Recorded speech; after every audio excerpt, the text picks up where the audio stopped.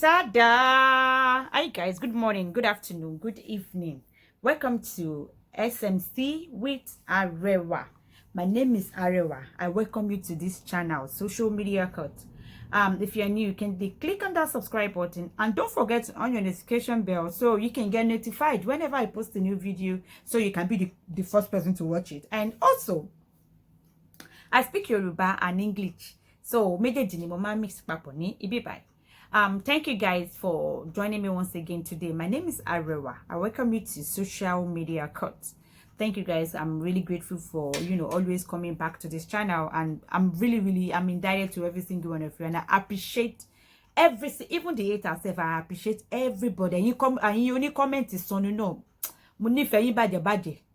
Thank you guys. Always stick around here, and yeah, for your advert, for any promotion, any support or donation towards the channel or for another cause, don't hesitate to contact me down below.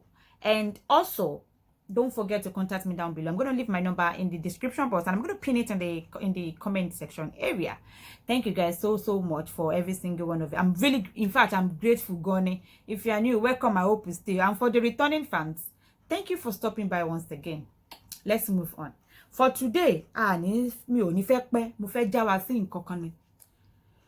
Kéré o, ẹ gbé báàgì yín, ẹ má bínú, ẹ gbé ìjókòó yín sí mo wá sí bíbà yìí. Ọ̀rọ̀ tó fẹ́ ṣẹlẹ̀ lálẹ́ ó ní agbára. How is your sexual relationship with your partner? Are you having any difficulties in the bedroom? Or you don't even understand?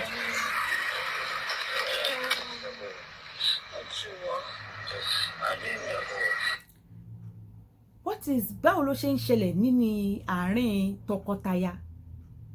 Ǹjẹ́ àṣepọ̀ wà tọkọ àbí àti ìyàwó ẹ̀ jẹ́ ń dán mọ́rán rárá? Or do you even know where the G spot of your partner is? Or perhaps you even know, but you don't even understand why it's not picking up. Are you having difficulties, flavoring or garnishing your sexual life? Or you don't even know how to go about it? Do you need professional advice? Professional advice on how to go about it? It is just a one-time consultation. Consultation is not free, but I'm going to tell you, it is going to be a lifetime everlasting gift of what you can get from me.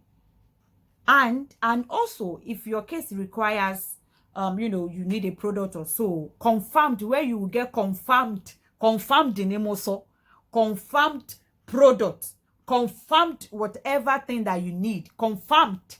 Anyway, I tell you to go get something, you get it from there. I'm telling you, it is tested and trusted. Just listen to this.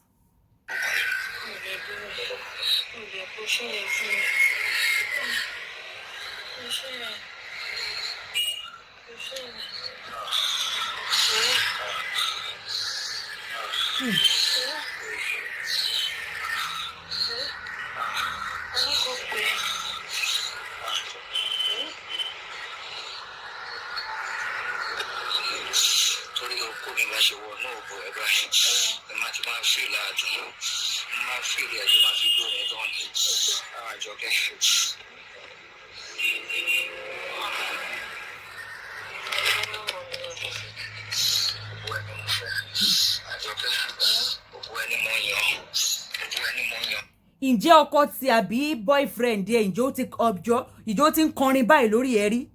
Have you ever felt anything like this before? Has your partner been speaking in tongue on top of you before? Have you ever experienced something like this? You are missing you.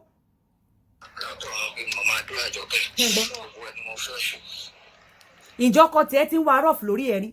Ǹjẹ́ ìyàwó tí ẹ gan ti ń ṣìsọ lórí ẹ rí?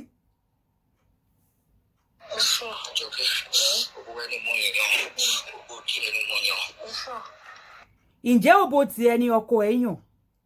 Ǹjẹ́ ọkọ tí ẹni ìyàwó ẹ yàn? Ǹjẹ́ ọkọ tí ẹ ti ń ṣe kíni, ó ti ń speak in tongues báyìí rí lórí ẹ? Hey o.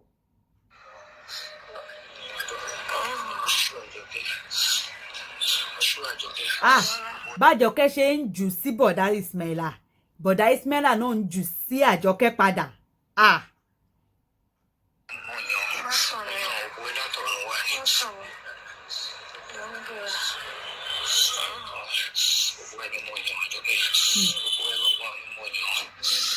If you have never had this kind of ringtone before, if you have never had this kind of ringtone, if your partner has never had this ringtone on top of you before, you need to book for a consultation.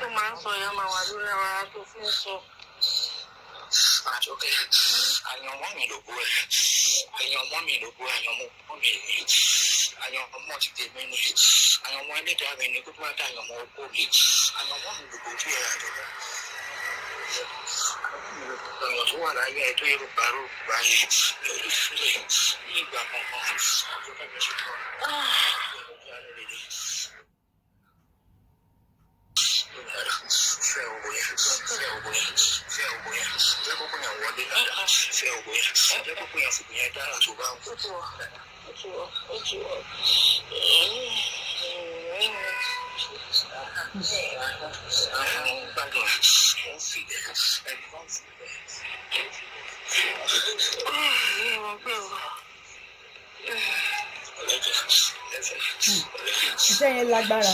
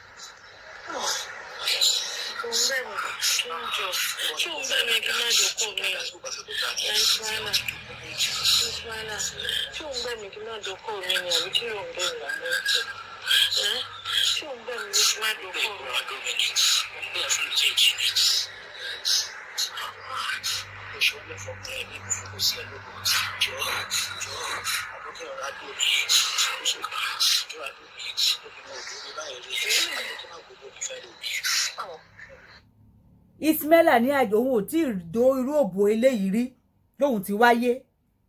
Ǹjẹ́ ọkùnrin kankan ti wà ní òbò ti eré tó ti ń wa rọ́ọ̀fù báyìí? Have you ever experienced this kind of true confession? Have your husband or your partner's banana been inside your punani and is confessing like this?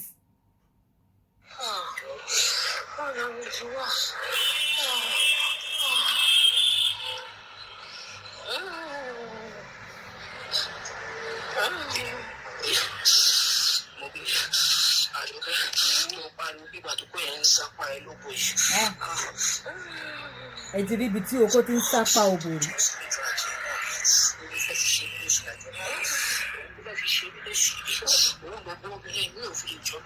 Ṣé gbọ́ ó bó ẹlòmí ò lè jọ lójúmọ́ ló ń sọ yẹn.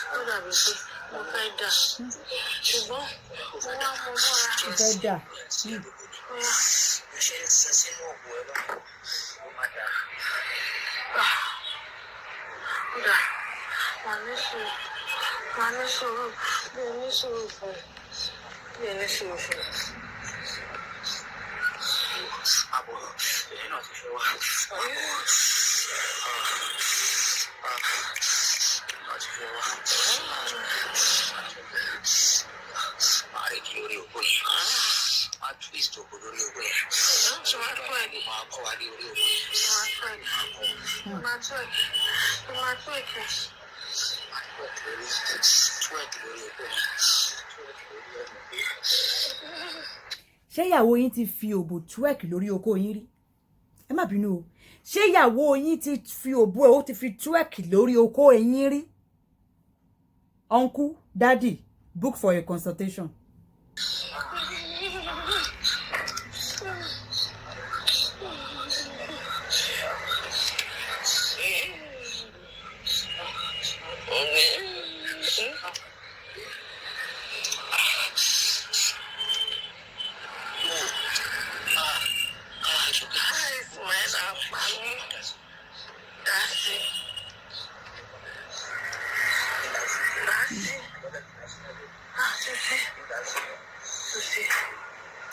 Àjọkẹ́ ní kò tí sí kò dá sí.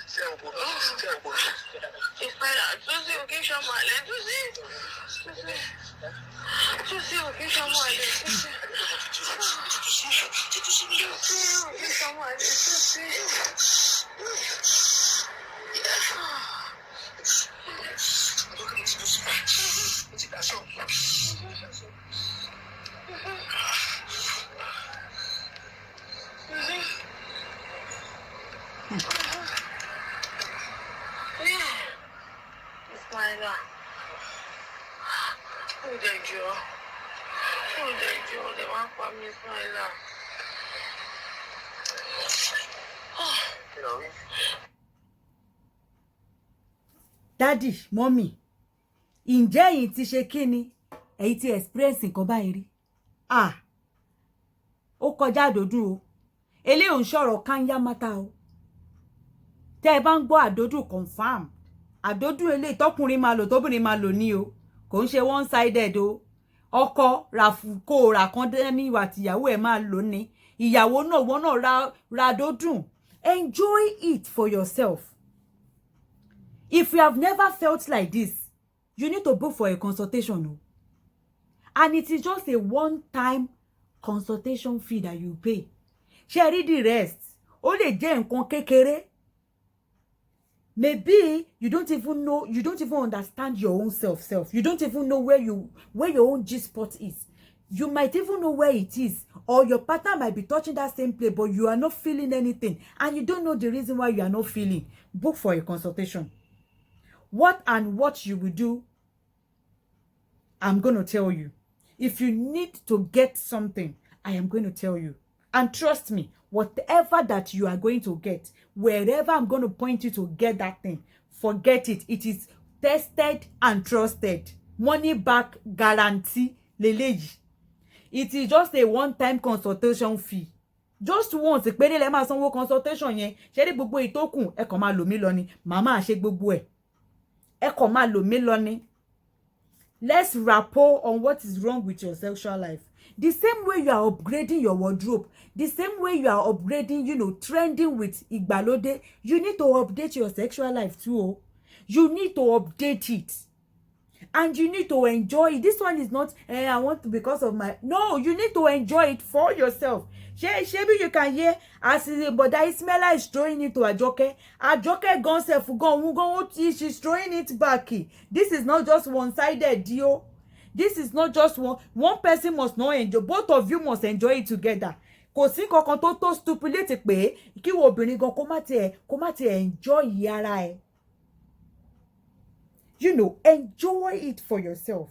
You need to feel it. You need to speak in tongues. In fact, tí obìnrin ò bá ti fi òbò dábàrà sórí oko yín rí ọ̀nkú, àníkẹ́ pè mí ṣe sanwó consultation.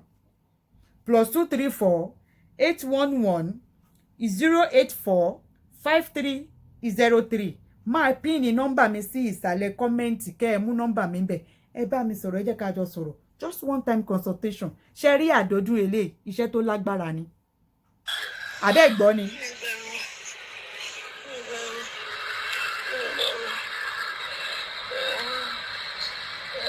Ṣọ́kọ tí ẹ ti sọ fún ẹ rí pé òbò ẹ làyàn mọ́ ẹ látọ̀run wá.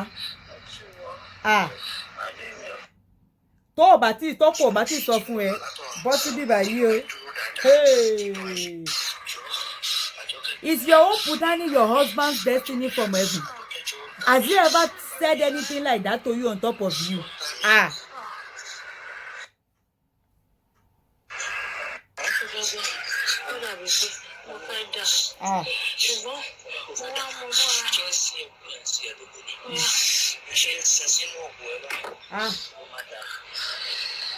Ṣé dọ̀ọ́ tí wọ́n ti máa ń sin òkú sínú òbò ni? Àjọkẹ́ lòun fẹ́ dà.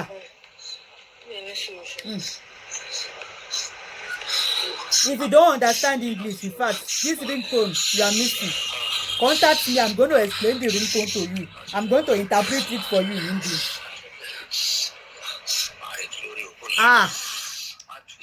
Àwọn ringtone tó máa ń jí gbogbo aládùúgbò lẹ́lẹ́lẹ́yìí o. Àwọn ringtone, have you ever ringtone yìí tó bìrì ò bá tí ringtone báyìí lórí yín rí? Ẹ gbá mi láago sẹ́ẹ̀.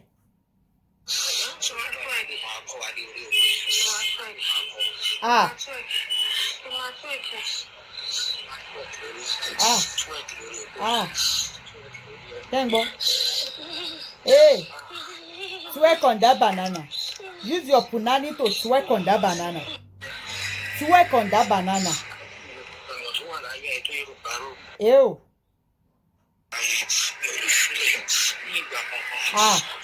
Kò tí sí òbò tí mú kẹ́lá fẹ́ dé tó fẹ́ dàbí tàjọkẹ́. Ew.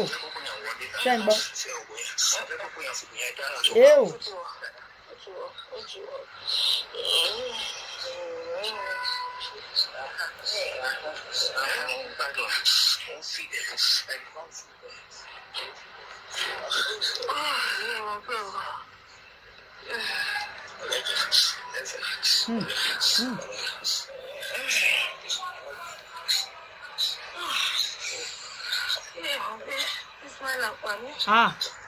Pẹ̀lú Àjọkẹ́ ò ní kú.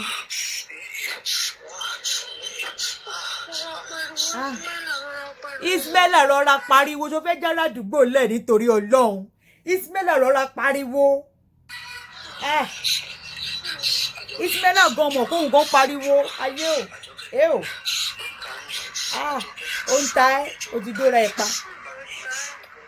Má jẹ́ kó ta ẹ́ Mukaila. Brother Ismaila, get in here, you have a case to worry you. You have a case to answer. Get in here.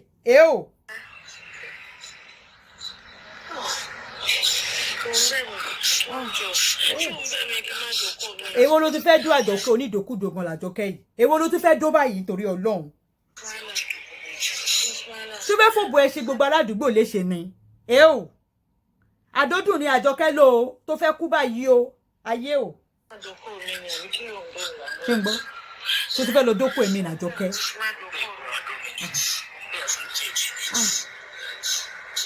Ó lóun bẹ̀ fún méjèèjì. Ó lóun sin okó yẹn sínú òbò yẹn nífẹ̀ẹ́. Ó ní kò tún jọ kó rọra jó òun. Àjọkẹ́ rọra dó bọ̀dà Ismaila. Ìkúnlẹ̀ àbíamọ. Ṣé ń gbọ́? Bọ̀dà Mukaila, bọ̀dà Ismaila. o Àjọkẹ́ fẹ́ dà o Àjọkẹ́ fẹ́ dà o Ismaila ní òbò yẹn ń sápá orí okó òun torí Ọlọ́run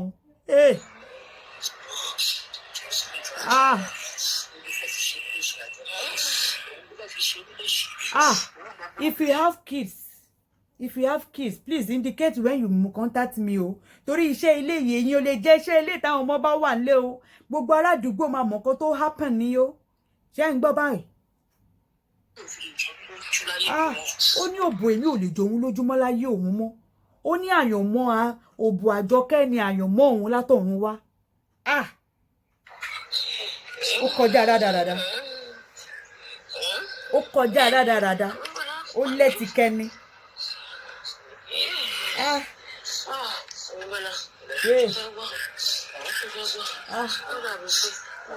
Àjọkẹ́ fẹ́ dà Àjọkẹ́ wọ́n tó kàn mú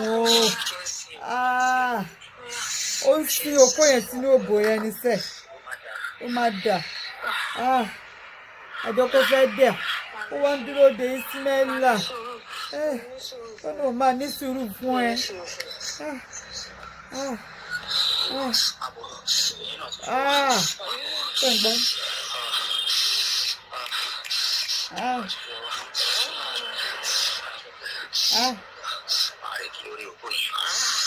How many minutes man is your husband? Do you have a problem with how many minutes he is? Or you don't think that you should have you need to have a problem with how many minutes he is, yo? If he has never made you feel like this, you need to contact me. You need to come for strictly confidential because let me go for more. Strictly confidential ni ọ̀rọ̀ tó wà nílẹ̀ yìí. If your husband has not felt like this before, you need to come for consultation. Má jẹ́ kí àwọn ọmọ kan lọ fi òbò kan fi dábàrà sọ́kọ ẹ níta. Lè tó happen yìí. Àdójú ele ó kọjá rádaràda ó lẹ́tì kẹni. Ṣé ń gbọ́?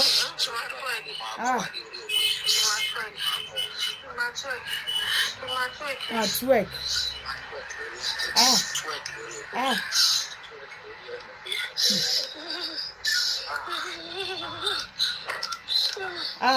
Gbogbo ẹsẹ̀ gbogbo ara Àjọkẹ́ àti máa gbọ̀n bó ṣe wà yẹn.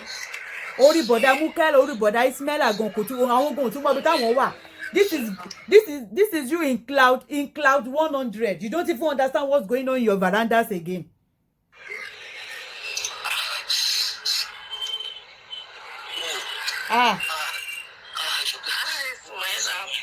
Ismaila ò lè pa ẹ́ pẹ̀lú. Iṣẹ́ bọ̀dá Ismaila yẹn lágbára. This bọ̀dá Ismaila, in fact, bọ̀dá Ismaila iṣẹ́ bọ̀dá Ismaila ó lẹ́tìkẹ́ o. Iṣẹ́ bọ̀dá Ismaila lẹ́tìkẹ́. Àjọkẹ́ gan òun gan iṣẹ́ tí ẹ̀yẹn gan kò tún ṣe kí ni kò tún dẹrù. Àwọn ṣe rí àwọn àdódù kan kò sí nǹkan tó ń jẹ́ kanyamata. Confirmed apps. I'm good. You will do it yourself. This one is not you bring money to come up. Just pay once for consultation and the rest is. If you need to get this adodo that I'm talking about, I'm going to tell you. And I'm still going to tell you other things that you will do by yourself. That it is tested and confirmed. Strictly confidential as well. Contact me. My number is down below in the description box. And also, I'm going to pin it in the comment section area. Má gbé last yo.